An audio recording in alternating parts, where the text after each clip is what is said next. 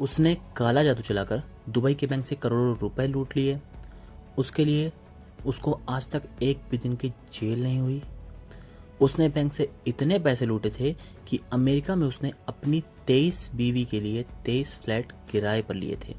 इस कहानी में कई देशों के बैंक कर्मचारी हैं, काला जादू है, कई देशों की सरकारें हैं, इतनी बड़ी धोखाधड़ी करने वाला एक प्ले बॉय भी है। साल 1995 एक रोज एक शख्स दुबई इस्लामिक बैंक में एंटर हुआ। बैंक मैनेजर के पास उसने कार खरीदने के लिए लोन मांगा, जो मंजूर हो गया। लोन पास होने की खुशी में उसने बैंक के मैनेजर मोहम्मद अय्यूब को अपने घर दावत पर बुलाया। दावत के दौरान उसने बैंक मैनेजर को ये यकीन दिलवा दिया कि उसे काला जादू आता है और इसकी मदद से वो पैसे दोगुने कर सकता है। इस्लाम में काला जादू की मनाही है, फिर भी पैसों की लालच में मैनेजर ने उस पर भरोसा कर लिया। अगले दिन मैनेजर रकम लेकर शख्स के घर पहुंचा। मैनेजर ने देखा वो कुछ अजीब हरकतें कर रहा है। घर में आग और धुएं का माहौल है। उसने मैनेजर को चुप रहने को कहा। उसने बताया उस पर जिन का साया आया है और अगर मैनेजर ने शोर किया तो जिन नाराज हो जाएगा और उसके पैसे दोगुने नहीं होंगे। कुछ देर तक वो शख्स मंत्र पढ़ता रहा। कुछ समय बाद मैनेजर के पैसे दोगुने हो गए। मैनेजर खुशी खुशी घर चला गया। इस तरह मैनेजर पर इस शख्स का काला जादू चल गया और इस कदर चला कि दुबई इस्लामिक बैंक दिवालिया होने की कगार पर पहुंच गया। काला जादू का मकड़जाल फैलाने वाले इस शख्स का नाम था फुटांगा बवानी सिसोको। बवानी अफ्रीका के माली देश का रहने वाला था। इसने बैंकिंग इतिहास में एक बहुत बड़े इंटरनेशनल घोटाले को अंजाम दिया था। अगले 3 साल तक अयूब सिसोको को दुनिया भर के बैंक खातों में रकम ट्रांसफर करता रहा। वो इस उम्मीद में रकम भेजे जा रहा था कि रकम दोगुनी होकर उसके पास वापस आएगी। 1998 में अचानक अफवाहें उड़ने लगीं कि दुबई इस्लामिक बैंक मुश्किल में है। बैंक में निवेश करने वाले भारी तादाद में उसके दफ्तर में जमा हो गए। बैंक कर्मचारियों ने लोगों को बहुत समझाया ऐसा कुछ नहीं है, पर लोग बात मानने को तैयार ही नहीं थे। लोग अपनी जमा पूंजी निकालने में आमादा हो गए। ये संकट कोई छोटा मोटा नहीं था। बैंक को डूबने से बचाने के लिए दुबई सरकार को आगे आना पड़ा। बैंक को डूबने से बचाने के लिए बैंक मालिकों को अपनी हिस्सेदारी सरकार को बेचनी पड़ी। सरकार ने जब ठगी करने वाले सिसोको को पता करना चाहा तो पता चला वो दुबई से बहुत पहले ही फरार हो चुका है, क्योंकि उसको दुबई इस्लामिक बैंक को लूटने के लिए दुबई में होने की ज़रूरत ही नहीं थी। वो कहीं और रहता, मैनेजर उसके खाते में रकम भेज देता। दुबई में अपना कारनामा करने के बाद उसने अपना अगला टारगेट न्यूयॉर्क को बनाया। न्यूयॉर्क के सिटी बैंक में एक महिला कर्मचारी को अपनी बातों के जाल में फंसा के उसने शादी कर ली। अपनी पत्नी की मदद से उसने सिटी बैंक में एक खाता खोला। दुबई बैंक मैनेजर ने सिसोको के इस नए खाते में $15 करोड़ ट्रांसफर किए। मैनेजर अय्यूब ने इतने सारे पैसे सिसोको को भेजे, लेकिन वो अकेले ही ये सब कुछ कर रहा था। वो किसी भी बड़े अधिकारियों को इस प्लान में शामिल नहीं किया था। बैंक के अधिकारियों को इस बारे में कोई खबर ही नहीं थी। सिसोको ने इस रकम में से $5 लाख अपनी पत्नी को भी दिए। सिसोको की नई पत्नी को इसकी करतूत की खबर थी। वो इसमें सिसोको का साथ भी देती थी। साथ ही उसकी बीवी को यह भी पता था कि मेरे अलावा भी सिसोको की कई बीवियां हैं। इधर मैनेजर के भेजे पैसों से सिसोको ने अपनी एयरलाइन खोल डाली। उसने एक हॉकर सिडले 125 विमान खरीदा। साथ ही 2 बोइंग 727 भी खरीदे। पश्चिमी अफ्रीका में उसने इस एयरलाइन की शुरुआत की, जिसका नाम एयर डाबिया रखा। डाबिया सिसोको का गांव था। अपने गांव के नाम पे उसने एयरलाइन की शुरुआत की थी। वो जो भी काम कर रहा था, सफलता उसके कदम चूम रही थी। अपने ओवर कॉन्फिडेंस में उसने एक बड़ी चूक कर दी। उसने अमेरिका से 2 यूएई हेलीकॉप्टर खरीदने की कोशिश की। सिसोको ने बताया कि ये हेलीकॉप्टर उसे एयर एम्बुलेंस सेवा के लिए चाहिए, मगर ये हेलीकॉप्टर बहुत बड़े थे। इनमें तोपें भी लगाई जा सकती थीं। एयर एम्बुलेंस के लिए इसका इस्तेमाल कभी नहीं हुआ था। इन्हें खरीदने के लिए अमेरिका से खास मंजूरी लेनी पड़ती है।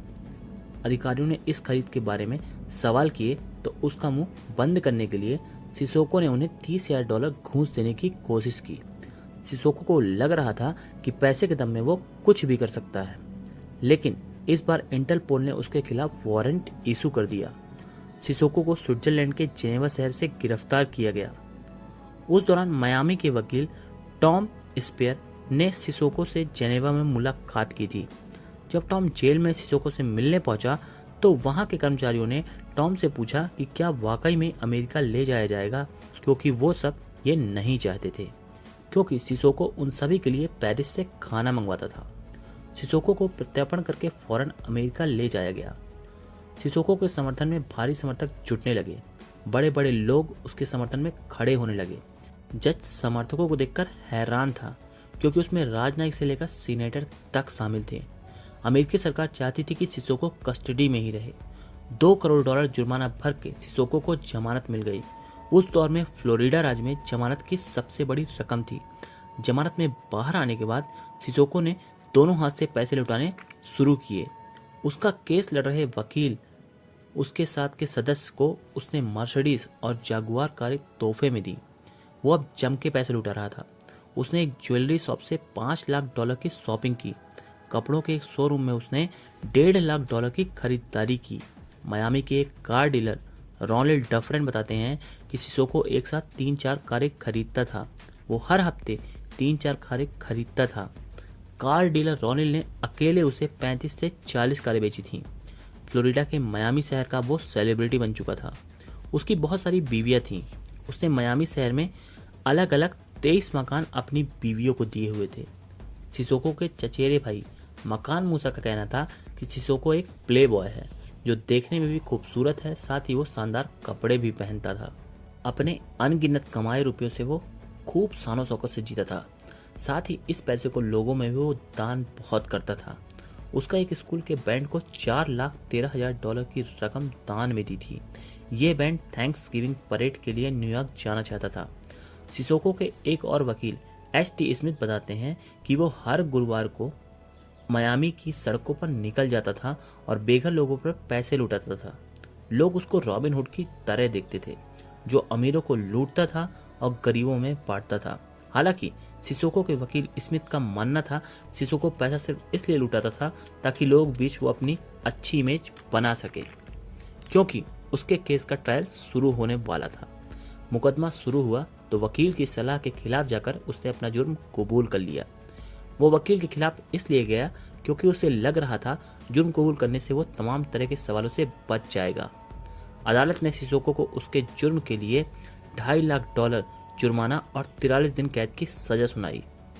दिलचस्प बात यह है कि यह जुर्माना भी दुबई इस्लामिक बैंक के मैनेजर अयूब ने ही भरा था। हालांकि अभी तक मैनेजर को सिसोको की करतूतों की खबर नहीं थी। आधी सजा काटने के बाद सिसोको को रिहा कर दिया गया।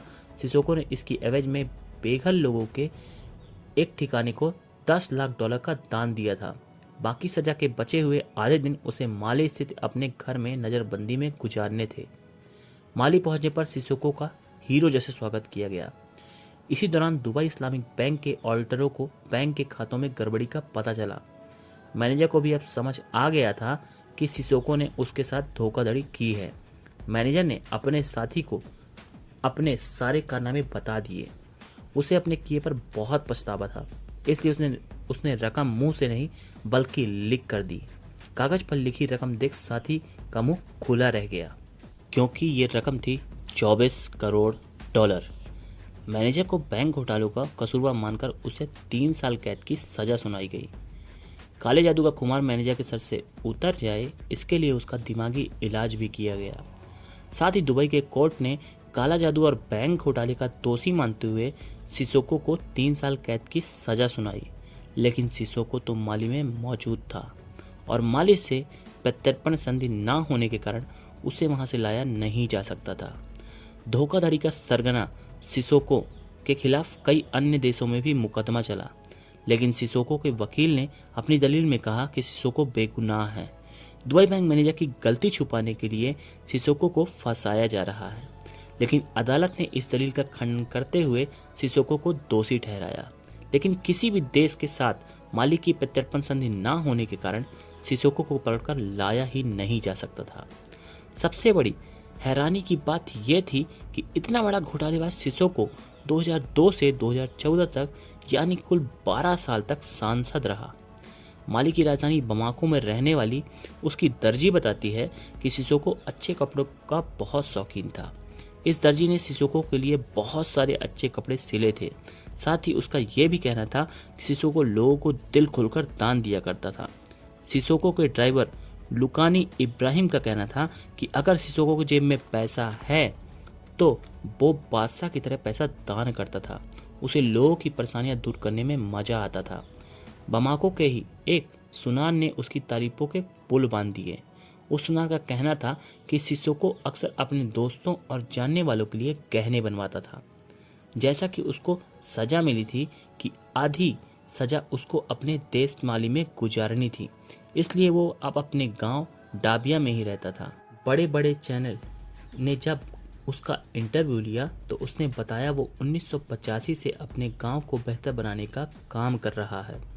उसका कहना था एक समय में उसकी संपत्ति 40 करोड़ डॉलर तक पहुंच गई थी, लेकिन जब संवाददाता ने दुबई इस्लामिक बैंक फ्रॉड के बारे में पूछा तो सिसोको ने इससे अपने हाथ होने पर इनकार कर दिया।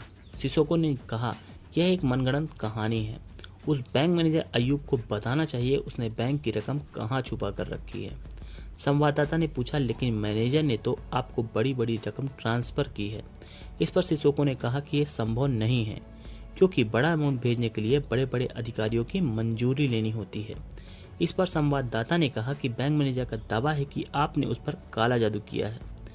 इस पर हंसते हुए सिसोको ने कहा अगर किसी के पास काला जादू की ताकत होती तो मेहनत क्यों करेगा, वो अपने काले जादू से सारे देशों के बैंक ना लूट लेगा।